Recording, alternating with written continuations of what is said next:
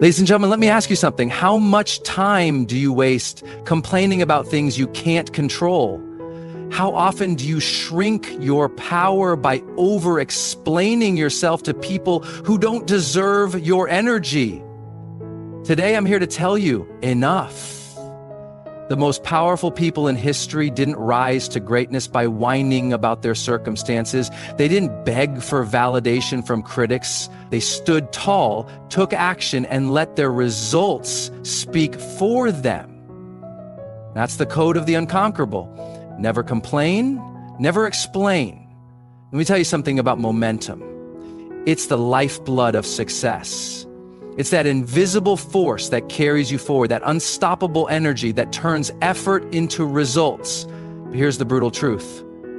Complaining is the quickest way to kill it. Every time you open your mouth to whine about how unfair things are, how hard your situation is, how the world is against you, you're not just wasting breath. You're slamming the brakes on your own progress. You're handing over control to circumstances instead of seizing it for yourself. Think about it. When you complain, what are you really doing? You're reinforcing powerlessness. You're telling your brain, this is too much. I can't handle it. And guess what? Your brain believes you.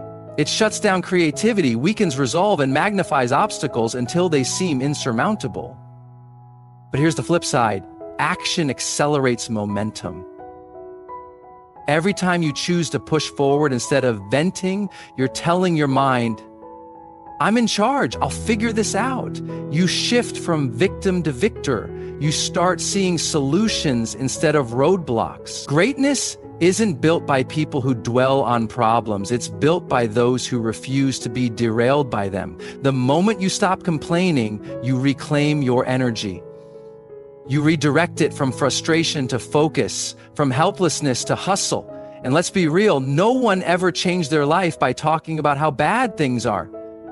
The people who rise are the ones who channel that frustration into fuel. Well, they don't waste time describing the storm. They adjust their sails and keep moving. So ask yourself, are you feeding your momentum or killing it? Every word of complaint is a step backward. Every moment spent grumbling is a moment you could have spent grinding. The choice is yours. But remember, the world doesn't stop for your grievances. It rewards those who keep going. Your energy is the most valuable currency you possess, far more precious than time, money, or opportunity. Because without energy, none of those other things matter. You can have all the time in the world, but if your spirit is drained, your mind foggy, and your emotions scattered, you won't move forward. You'll just exist. Every interaction, every thought, every environment either charges you or depletes you. And here's the hard truth. Most people live their lives on empty because they don't guard their energy with the ferocity it demands. They let toxic people siphon their passion. They allow meaningless distractions to fracture their focus. They entertain doubts, fears, and negativity as if these things were harmless, when in reality, they're slow-acting poisons. You must become ruthless about what and who you allow into your space. Not everyone deserves access to you. Not every opinion warrants your attention. Not every battle is worth fighting. Energy vampires are real. The complainers, the cynics, the drama seekers. And they will feed on your light if you let them. They'll disguise their toxicity as concern, their pessimism as realism, their gossip as conversation. But make no mistake, their mission is unconscious, but it's consistent, to pull you down to their level. Protecting your energy isn't selfish, it's survival. The world's most impactful leaders, creators, and innovators didn't change the game by being available to everyone. They built boundaries like fortresses. They understood that focus is a finite resource, and they refused to let anyone hijack it. This means saying no, often and unapologetically. No to draining conversations. No to obligations that don't align with your purpose. No to relationships that take more than they give. It means curating your inner circle with the same precision a master chef selects ingredients. because the wrong elements will spoil the entire dish. Your energy is the spark behind every breakthrough, the force behind every victory. When you protect it, you're not just preserving yourself, you're ensuring that when the moment demands your best, you're not running on fumes, you're operating at full power. And that's when the impossible becomes inevitable. There is an intoxicating power in silence, in the refusal to justify, defend, or over-explain your choices, your ambitions, or your truth. Most people spend their lives trapped in a cycle of seeking validation, offering lengthy justifications for their decisions, as if they owe the world an apology for existing on their own terms. But here's the reality. Explanations are negotiations with doubt, and the moment you start bargaining, you've already lost. Think about the people who have truly shaped history, art, business, or culture. Did they stop to explain themselves at every turn? Did they pause their momentum to convince naysayers they were worthy? No. They moved with the quiet certainty of those who know that greatness doesn't ask for permission, it declares itself.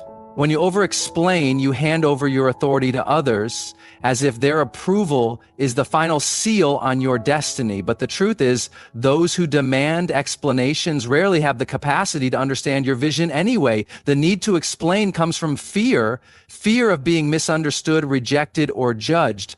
But here's the paradox.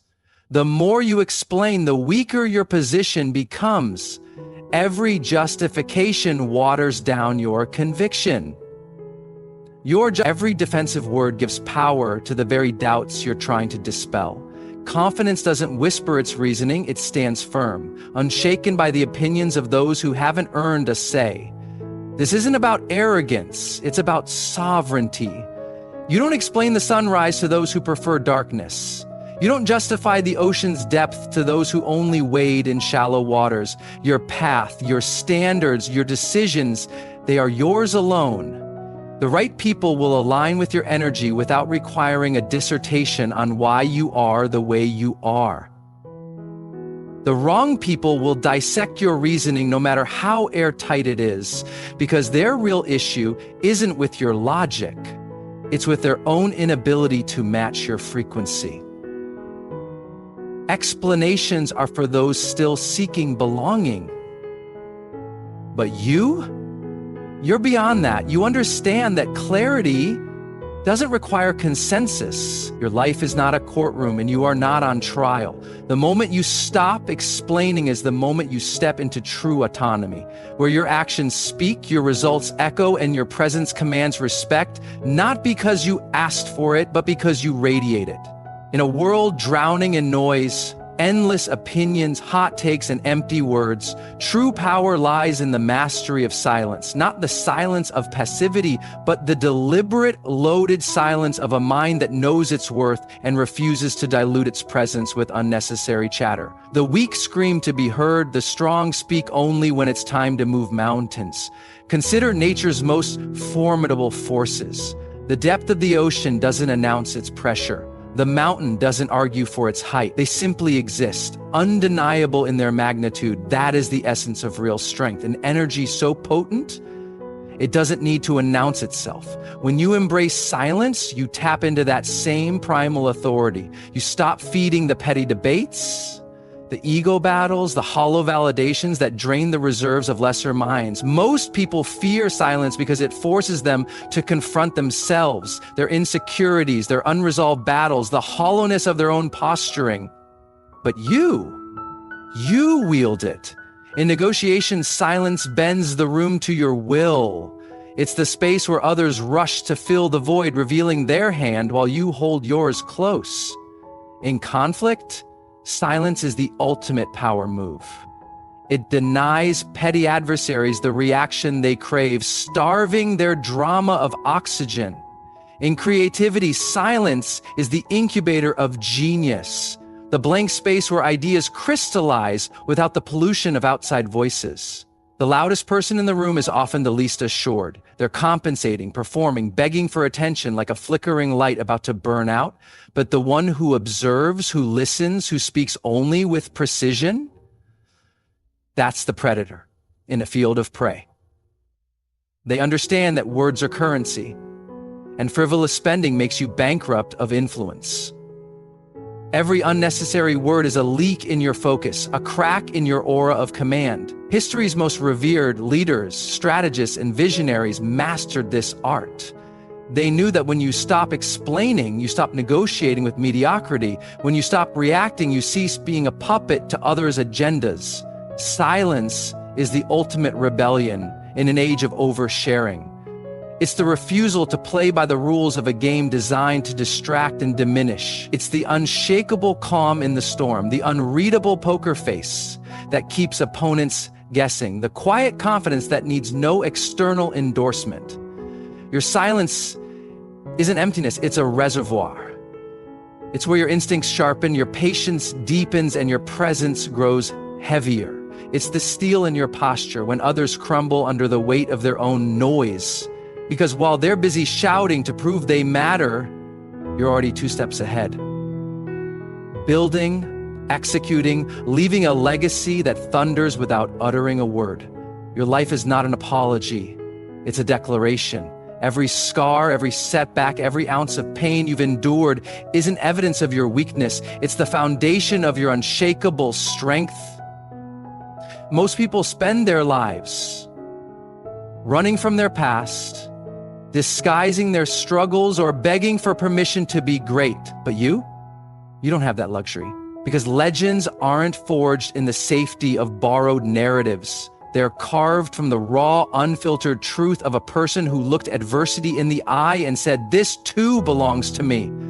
Ownership is the difference between existing and living with purpose. It's the refusal to blame your circumstances, your upbringing, or the people who doubted you for where you are right now. Blame is the coward's escape, a way to outsource responsibility while wondering why life hasn't changed. But when you own your journey, you take back the pen from fate and start writing your own story. You recognize that every failure was a lesson, every betrayal was a test of your discernment, and every heartbreak was clearing space for something more aligned with your destiny. This isn't about toxic positivity, pretending the pain didn't hurt or the obstacles didn't matter. It's about radical acceptance. This happened to me, but it does not define me. I was knocked down, but I am not broken. I was tested, but I am not defeated. That shift from victim to architect is where true power lives. Because when you own your journey, you stop waiting for external validation to justify your worth. You stop seeking approval like a beggar and start commanding respect like a sovereign. Most people never fully step into their greatness because they're too busy comparing their behind the scenes to everyone else's highlight reel. They let envy dilute their focus, or they shrink their dreams to fit the expectations of people who don't have the courage to chase their own. But you don't have time for that. Your journey is yours alone, messy, unpredictable, and gloriously imperfect. The late nights, the silent battles, the moments you had to pick yourself up off the floor, those aren't embarrassments. They're proof that you're playing a different game. Ownership also means rejecting the lie that you must be ready or qualified to go after what you want. The world's most transformative leaders, artists, and innovators didn't wait for a green light. They built the damn road as they walked it. They knew that courage isn't the absence of fear. It's the decision that your vision matters more than your hesitation. So you don't wait for perfect conditions. You don't wait for someone to anoint you. You start where you are with what you have, and you let the journey refine you along the way. And when the doubts creep in, when the voice whispers that you're not enough, you don't silence it with empty affirmations. You answer it with action. You remind yourself that you've survived every worst day so far, and that resilience is now woven into your DNA. You don't just own the triumphs. You own the grind, the uncertainty, the sweat, and the faith it took to keep going when no one was clapping.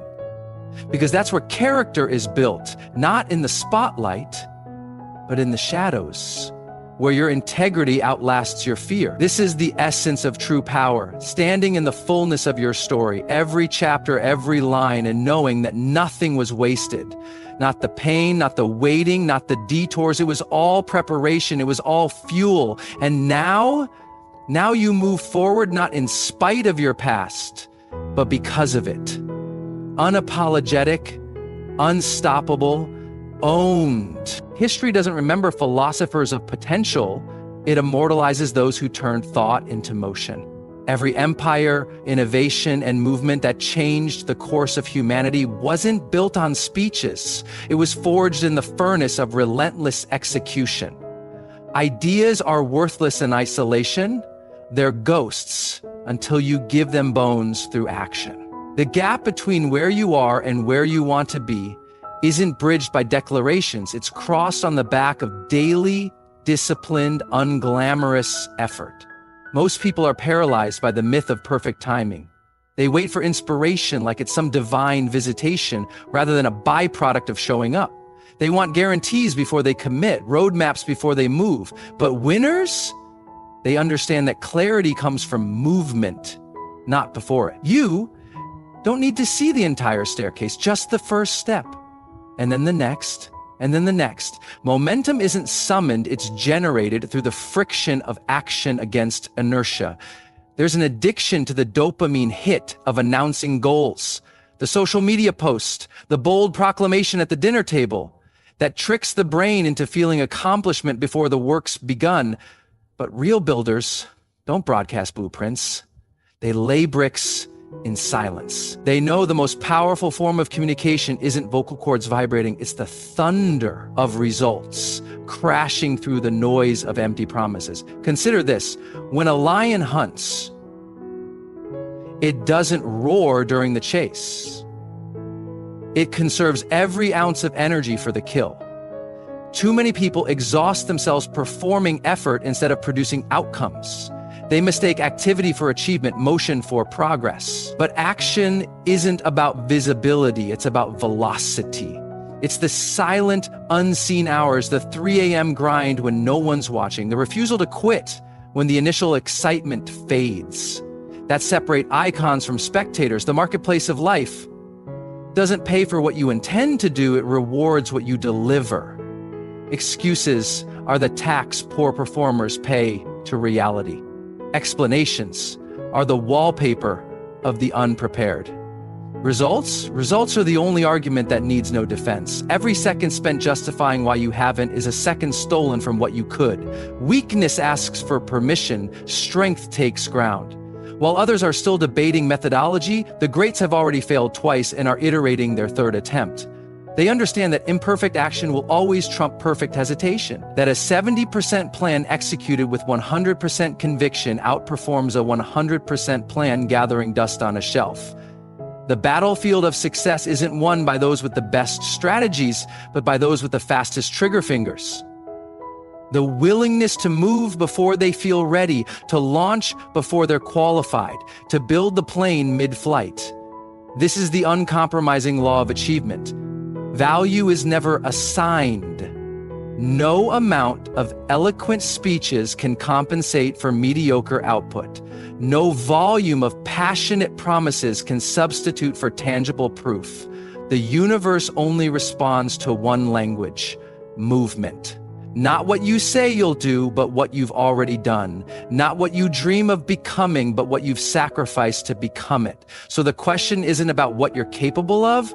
The question is, what are you willing to exchange for it? Time, comfort, sleep, approval, the temporary high of being understood. All currency must be spent somewhere. Spend yours where it yields returns. On the field of action, where legends are minted one decision at a time, where history is written not by those who described the storm, but by those who sailed through it. So here's your challenge. From this moment forward, never complain, never explain. Let your work speak. Let your character defend itself. Let your life be so undeniable that the world has no choice but to respect you. Because in the end, the only thing that matters is this: did you rise? Did you conquer? Did you leave it all on the field? Now go and make your legacy unignorable.